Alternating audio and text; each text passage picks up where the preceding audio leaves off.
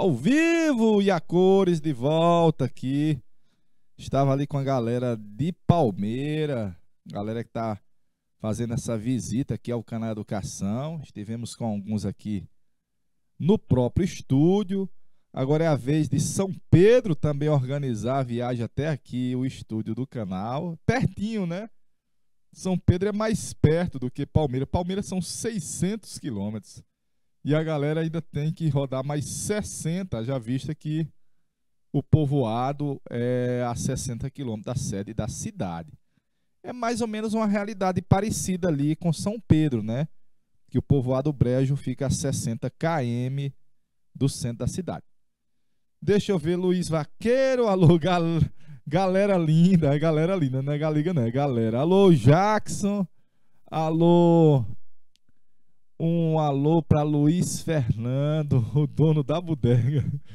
O dono da bodega, viu? De boa, viu? Ele é seu fã, de boa. O Luiz, viu, Luiz? Vamos lá, vamos lá. Vitor Aboiador, Vitor Aboiador, Jackson, Marcelina e Josiel. Galerinha, nós estamos com a temática de populismo. Então vou fazendo bem devagarinho, né? Bem numa nice, bem numa boa, a temática sobre o populismo. Só que antes de adentrar no populismo, eu fui mostrar um pouquinho como era o país antes. Até que veio a abolição da escravidão, é fruto dessa marcha de transformações que nós tínhamos. E depois veio a proclamação da República. Olha aí, ó. 15 de novembro tem a proclamação da República. Aí eu coloquei agora o título lá em cima, uma cidadania restrita. Por quê? Porque a Constituição republicana excluiu, botou de fora las ninas, os analfabetos, os mendigos, os militares de baixa patente e os membros de ordens religiosas. Mas eu vou botar para você a percentagem. Mais ou menos 95% dos brasileiros não tinham direito de votar. Ah, papai! 95% não tinha direito de votar. E aí eu coloquei assim, olha. Praticamente não haviam direitos sociais. Tio, o que é direito social, tio? Saúde, educação, moradia. E educação não era obrigação do governo. E não, era não. Hoje é, mas naquela época não era não.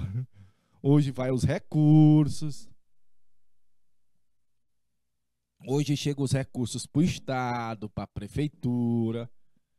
Para pagar a merenda, para pagar o ônibus, para pagar os professores.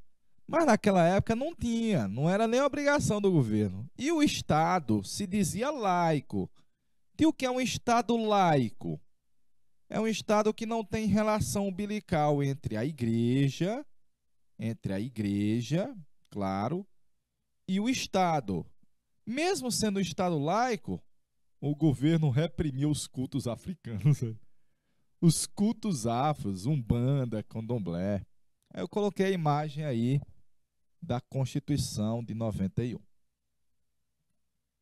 Então você está vendo que a cidadania era bastante restrita, limitada.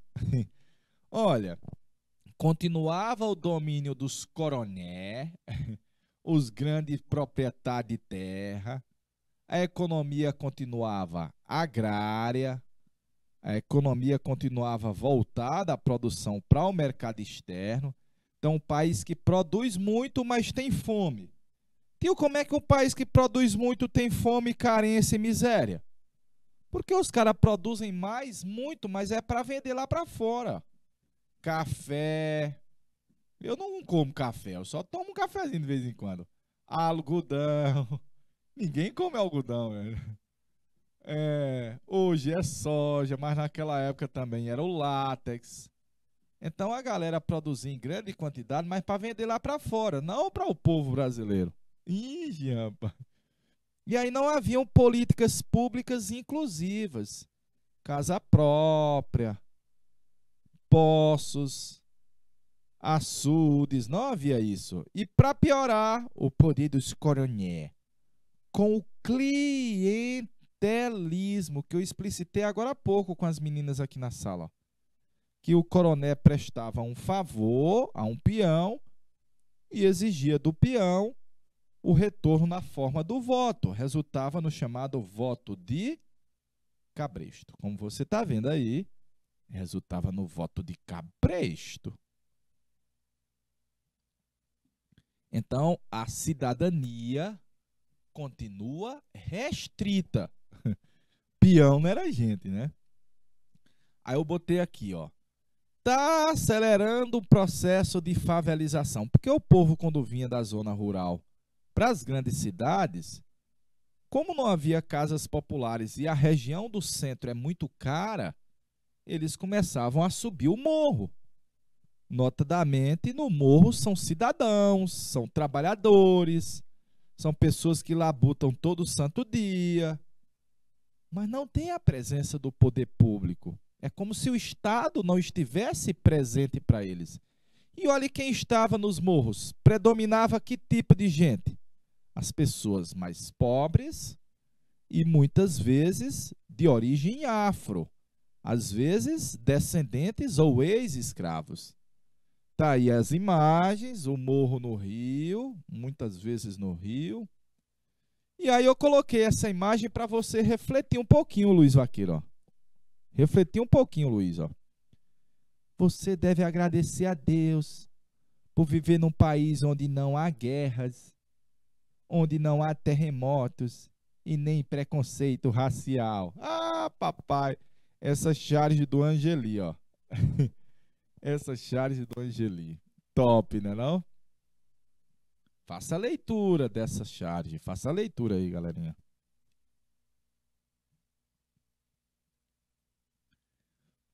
Que críticas a gente poderia realizar a esse agradecimento? Você não está vendo aí, ó? Você deve agradecer a Deus. Da afirmação de que aqui não há 3 graves problemas, qual dos 3 citados é o mais visível e o mais persistente e longevo na nossa história? Por quê? Ixi, Maria. Essa aí é uma questão para se discutir, né? Tcharam, tcharam, tcharam. Vou passar. Então, naquela época, a questão social era um caso de polícia. Por quê? Porque quando o trabalhador ia lutar por direitos ou reivindicar, o governo reprimia mandando quem? A polícia. A questão social é um caso de polícia. Isso foi um presidente da República que disse, velho. Isso foi um presidente, Luquinha, que disse. Se o povo vier aqui tentar reivindicar alguma coisa, nós vamos receber ele com aquele jogador japonês. Qual é o jogador japonês? O Nataka. Como é o nome do jogador japonês? O Nataka. Se o trabalhador vier aqui, nós vamos receber ele Nataka, velho. Ah, alvenaria. Mas olha, as várias manifestações e revoltas dos brasileiros em busca de direitos ou contra a exploração, que eu citei algumas, como é que o governo brasileiro tratou isso daí? Nataka. Mandava a polícia. Eita, pai. Então era um cenário duro, ó. A questão social é um caso de polícia. Era a polícia mesmo que tratava de debelar, de conter, de reprimir. Olha essas duas charges. São Paulo. Não. São pobres. Olha a Cracolândia na atualidade, como você tem pouco da cidadania ali reconhecida pelo Estado e geralmente quando chega é a polícia. Velho. A questão social era um caso de polícia. Tá vendo aquelas pessoas ali? Onde? Ali naquele lixão, no meio dos urubus. Tô não. Ora, essas pessoas fazem parte de inúmeras famílias de miseráveis, que vivem em extrema pobreza e são invisíveis no Brasil. Continuo não vendo nada. Claro que não vê. Com certeza, né? Aí eu coloquei assim, olha. No interior era o coroné, mas nós já vimos o coroné. Já vimos o coroné. Aí eu coloquei assim. Nessa imagem que você está vendo a sua tela, nessa imagem, você está vendo trabalhadores operários, o nome da tela é operários. Você está vendo uma chaminé, é uma fábrica. E você está vendo a cidade crescendo. Ora, o país está em transformations. Olha as transformations. Olha. Década de 20 começa a questionar o poder dos coroné e das oligarquias. Dos coroné e das oligarquias. Surgiam novos atores sociais, novos grupos sociais. E eles têm novos interesses. Olha aí, ó. A burguesia industrial, a galerinha que produzia na indústria, os industriais, os trabalhadores da fábrica que operam as máquinas, os operários, uma classe média urbana e um grupo de militares que também está aí colocando a cabecinha para dizer: eu quero que o governo ouça meus interesses. Década de 20, alguns grupos excluídos queriam também o poder. Ah, papai, de novo, alguns grupos que estavam fora do poder ou que brigaram com os políticos ambicionavam o poder. E aí, como eu já disse para você, como é que o governo tratava os trabalhadores? Como se fosse bandido, caso de polícia, na violência.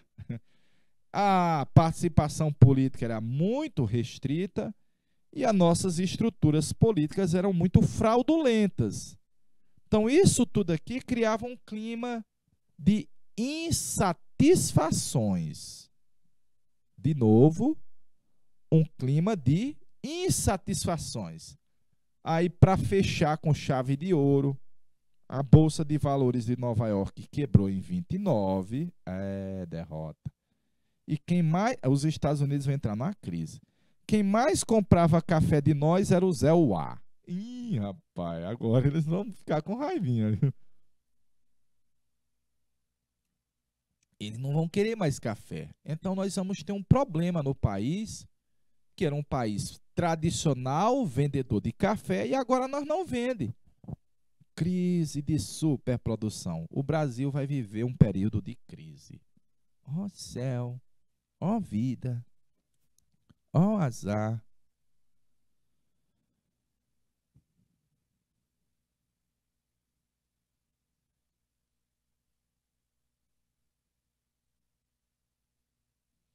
Beleza, vou passar a imagem, ó. Eu vou passar aqui ligeirinho, vou passar aqui ligeirinho, vou passar aqui ligeirinho. Por quê?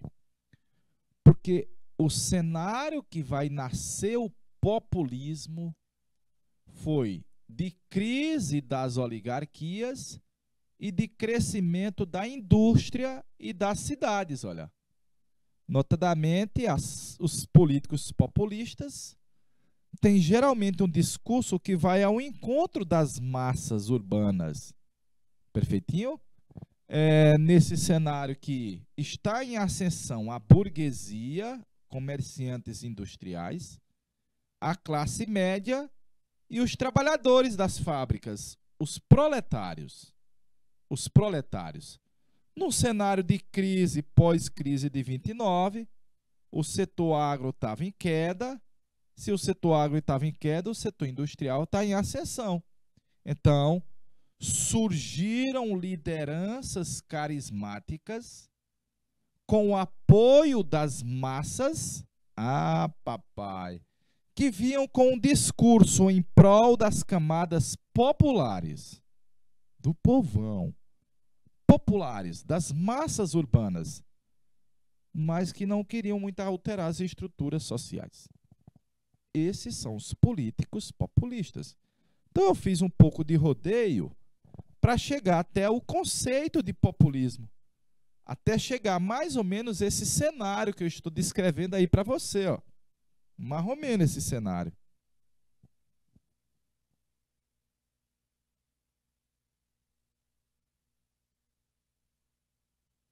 Perfeitinho? Faça o print aí, meu amigo Luiz Vaqueiro. Alô, Jackson. Alô, Luiz Fernando. Alô, Luiz Fernando. Alô, meu amigo Santiago. Alô, Marcelina, Josiel, Vitor Aboiador. Alô, Luiz Vaqueiro. Alô, Luiz Vaqueiro, Luquinha, Luiz Vaqueiro. Show.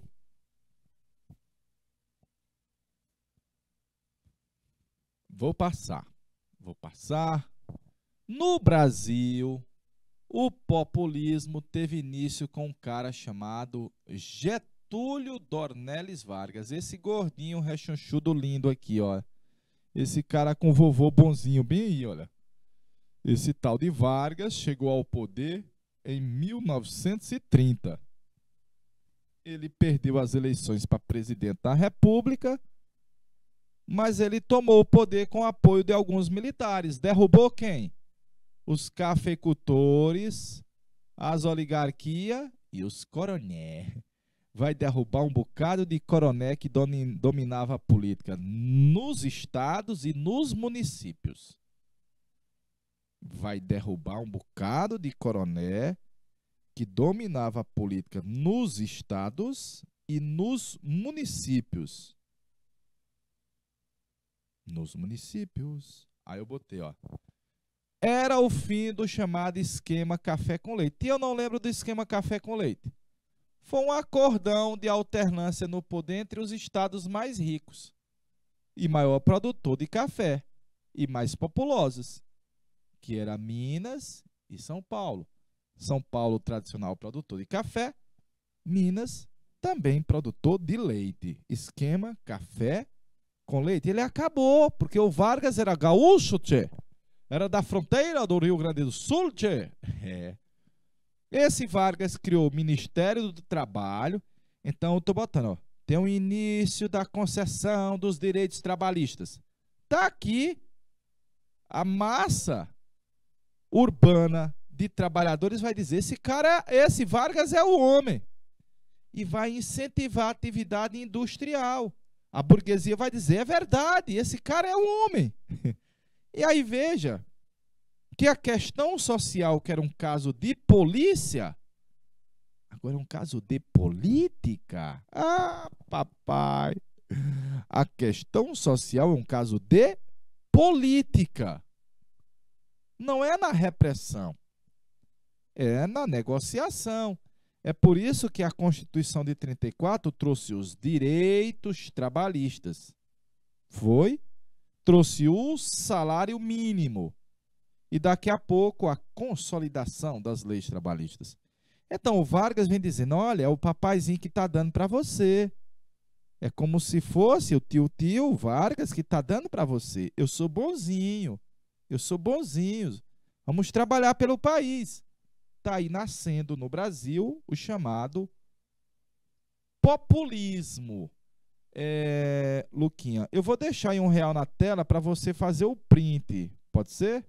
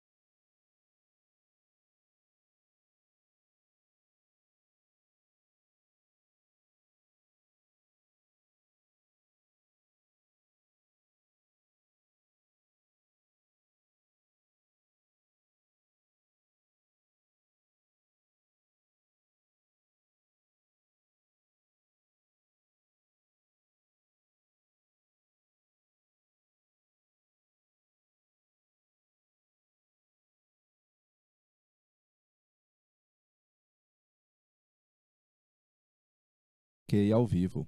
De boa. Vamos pegar aqui. No geral, esse Getúlio Vargas vai passar a primeira temporada 15 anos. Depois ele volta para mais 5. Foi ele quem transformou o dia 1º de maio em feriado nacional. E claro, como você vê no cartaz aqui, ele fez um cartaz para que o povo amasse o Vargas, protetor dos trabalhadores. É uma espécie de manipulação das massas urbanas. Mas como ele tinha carisma, e às vezes é motivo, os caras às vezes choram na televisão, né? Como ele era carismático, ele ganhava apoio do povo, até porque ele fazia muita propaganda, olha. Lê, lê, lê, lê, lê. Lê, lê, lê, lê. Lê, lê, lê, lê, lê, lê, lê, lê, lê. Voz do Brasil? Era a hora de o presidente estar em contato direto com os trabalhadores. Trabalhadores do Brasil, vamos lutar pela grandeza nacional. Mala, esse Vargas era mala, velho. Aí eu coloquei, olha, ele buscou criar uma imagem de pai dos pobres. Olha o populismo aí, ó. Pai dos pobres, defensor dos oprimidos, que havia criado os direitos trabalhistas, nós vimos no slide anterior, mas os sindicatos dos trabalhadores estavam controlados e o trabalhador não podia grevar. Não, galerinha. Se o presidente é bonzinho, já está lhe dando os direitos trabalhistas, o salário mínimo, você vai grevar por quê? Você é louco? Não pode. Mas ele nem mexe, nem de longe, lá no latifúndio, olha. Então, a estrutura latifundiária foi mantida. Notadamente, quem ganha direito trabalhista são os trabalhadores urbanos. Deixa eu colocar aqui, ó, urbanos. Porque esses direitos não chegam no campo. Vai demorar muito para chegar no campo. E por último, o Vargas vai ter um discurso de valorizar o nacional e criar uma imagem positiva dele. Criar uma imagem positiva dele, Getúlio Vargas. Perfeito? Daí o cenário de o Vargas se tornando querido, se tornando o queridinho do povo. Deixa um real na tela, senhora Mariane.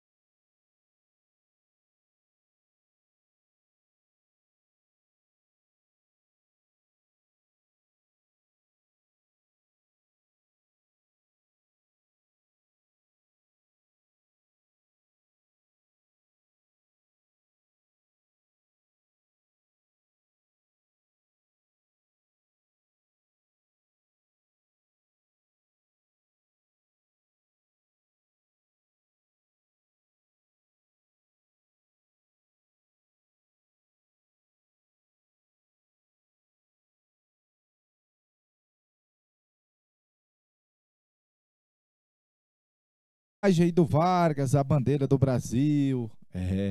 O Vargas é esse gordinho rechonchudo, gostoso aqui, olha. Ele era gaúcho, tchê. E esse cabresguio bem que é o Juscelino Kubitschek de Oliveira, o homem da Brasília, viu? O homem da Brasília e do Fusca, né? É a popularidade do país do Juscelino. Olha, na época do governo do Vargas, ele mandou queimar as bandeiras dos estados.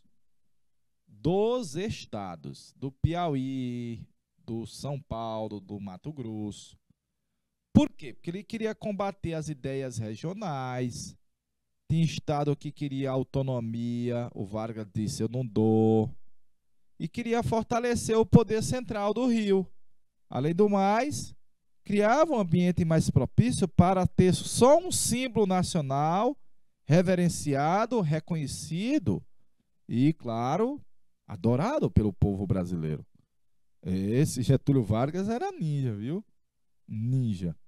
Eu vou passar. Ó. Foi ele que mudou a nossa moeda que se chamava réis para uma moeda chamada cruzeiro.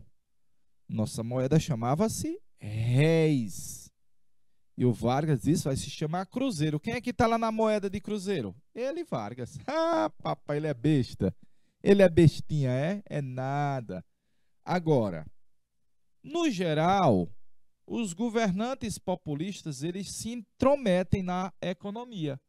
Como ele disse que o Vargas tinha um perfil nacionalista, proteger o patrimônio nacional, ele disse: eu não vou aceitar as empresas estrangeiras virem explorar o Brasil, não. Vou nada. Vou nada. Então ele estabeleceu limites à liberdade comercial, a adotar uma forma mais protecionista. Olha aí, ó. Protecionista. E como a atividade cafeira estava em crise por causa da crise de 29, o Vargas disse: não, se preocupe não, eu vou proteger vocês. Eu vou proteger vocês. E o governo vai comprar e queimar em 10 anos 78 milhões de sacas de café. Ah, papai. Ele está mexendo no latifúndio? Tá não. Ele está ajudando também os coronezinhos. Ele não está mexendo no latifúndio. Mas o governo brasileiro decidiu intervir na economia e participar da economia. Quando tem uma empresa do Estado participando da economia, você diz que é uma estatal. Estatal. É a Vale do Rio Doce, criada pelo Vargas, a Companhia Siderúrgica Nacional, a Chesf. Depois nós vamos ter a mais famosa de todas, olha, a Petrobras. E também a Eletrobras. Todas criadas pelo tal do Getúlio Vargas. Todas é o Estado participando da economia. Aí a indústria, não pode deixar de dizer, porque você já viu Vargas dando todo um know-how para a classe trabalhadora, saláriozinho, de boa. E os patrãozinhos industriais? Não, o governo incentivou, o governo protegeu, e na Segunda Guerra nós vamos produzir mais ainda, haja vista que os países europeus estão em conflito e não conseguem produzir para vender para nós. Então, durante a Segunda Guerra, nós vamos substituir os importados. Substituir os importados por uma produção fabricada no Brasil, made in Brasil. E aí o governo investiu pesado, aço, ferro, petróleo. Ele dizia que só seríamos um país soberano se tivéssemos aço, se tivéssemos petróleo, ferro, manganês, energia, usinas. E o governo buscou construir isso daí. Mariane, deixa um realzinho aí na tela, por favor.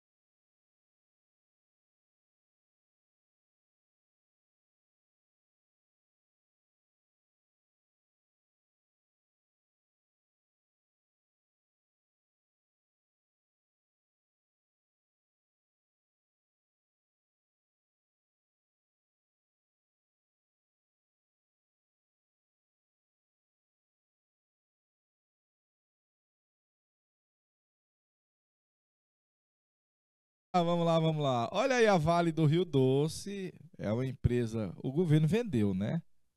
O governo vendeu, e a Companhia Siderúrgica Nacional. Aí, estão alguns cartazes que o tal do Getúlio Vargas mandou confeccionar para aumentar a popularidade dele. Ele tinha um órgão, era uma espécie de ministério da propaganda dele, que fazia essa imagem positiva dele, Getúlio Vargas. Então ele assumiu em 30, galerinha, e ele foi até 45. Em 45, Getúlio Vargas saiu da presidência, foi derrubado. Na realidade, foi derrubada a presidência, vai passar 5 anos fora e vai voltar em 50. Olha ele voltando em 50 aí, ó. Bota o retrato velho, bota no mesmo lugar o retrato do velhinho, faz a gente trabalhar. E ele volta eleito pelo voto popular. Você lembra que em 30 ele não ganhou as eleições, mas em 50 ele ganha as eleições. O povo subirá comigo as escadas do Palácio do Catete. O povo subirá comigo nos braços do povo. Vai subir para o Catete o maior dos brasileiros, Getúlio Dornelles Vargas. Castigo dos bandoleiros, cadeia dos criminosos, defensor dos marinheiros. Ele voltará. Ah, papai, ele venceu as eleições. Veio até no Piauí, olha ele aqui fazendo campanha no Piauí, ó. Ah, papai, o povo, ó a massa aí, ó. Olha a massa aí, ó, o povão aí. Esse é o Vargas, já ganhou, Varguinhas. Olha ele aqui em Teresina, ó, lá em Parnaíba, e ele aqui na campanha em Teresina em 1950. Venceu as eleições. E quando ele vence, volta. As medidas estatizantes, a intervenção do Estado na economia, o nacionalismo econômico, o protecionismo do Vargas, a proximidade com o povão, as ideias trabalhistas, a ideia de industrializar o país e de defender nossas riquezas. Volta tudo. Ah, papai. Volta tudinho aí, olha. Tudinho, galera. Vamos deixar aí R$1 na tela para os meninos fazerem um print.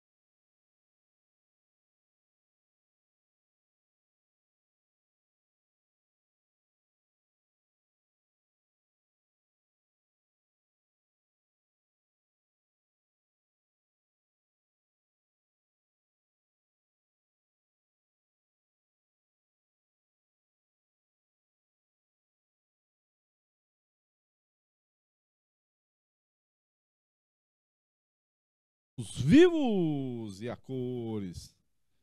Mostrar aí a galera que tá indo pro Palácio do Catete no Rio, pra posse do Vargas, ele tá de volta, o povão aí, a massa. Uhul!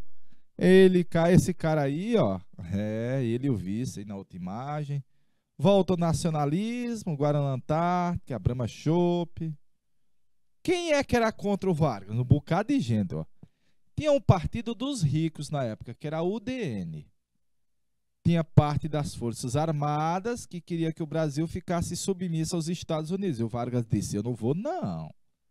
Tinha o jornal o Globo, da família Marinho, o Estado de São Paulo, os Diários Associados, a TV Tupi, a Tribuna da Imprensa, o jornalista Carlos Lacerda e a burguesia brasileira atrelada ao capital externo. Ó, essa burguesia aí de novo, ó. Só que agora atrelada ao capital internacional. E claro, a classe média que sempre odiou políticos que venham transformar o povo em gente, que odeiam reformas sociais, odeiam governos que falam em favor dos pobres. E os Estados Unidos que odeiam o governo nacionalista até hoje, viu? Até hoje. Então esse cenário aí, galerinha, é um cenário em que o Vargas vai governar agora com oposição, com forte oposição. O Vargas era nacionalista do PTB, defendia esses tópicos que eu coloquei aqui para você, olha, tudo bem. E quem não gostou do Vargas voltar ao poder foram os Estados Unidos, por vários fatores.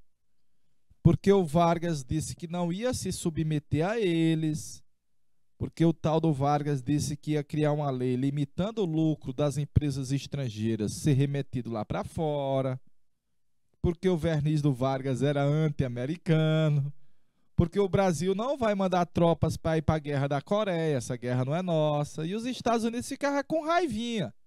Então esses caras da UDN, que era o partido contra o Vargas, eram os verdadeiros amigos da UDN. Ah, papai! O Vargas voltou de forma democrática. Aí voltou a industrialização, populismo, trabalhismo. Ele criou a Petrobras e a Eletrobras. Ele deu um aumento de 100% no salário mínimo. Aí o povo dizia, I love you, Vargas. Eu te amo, meu chuchu. Varguinhas lindo. Continua no poder, Vargas. Porque tu defende os interesses dos trabalhadores. Quem é que era contra? O jornalista Carlos Lacerda, os militares atrelados aos interesses dos Estados Unidos. Ih, rapaz. Olha, o tal do Carlos Lacerda ia chegando em casa em agosto de 54 e um caba tinha sido contratado para matar ele. O caba deu um tiro e errou. Deu outro tiro e errou. Deu mais outro tiro e errou. Mas isso repercutiu porque depois foi feita uma investigação e vão perceber que o mandante do assassinato do Carlos Lacerda trabalhava dentro do palácio do governo. Pressão. O Vargas disse, não vou sair do poder não, daqui só sairei morto. Aí fez uma carta dizendo, lutei pelo povo, pelos trabalhadores, eles queriam tomar a Petrobras, os direitos dos trabalhadores, fiz as leis sociais. E depois ele comete o suicídio. Sai como coitadinho, vítima, se transforma no herói.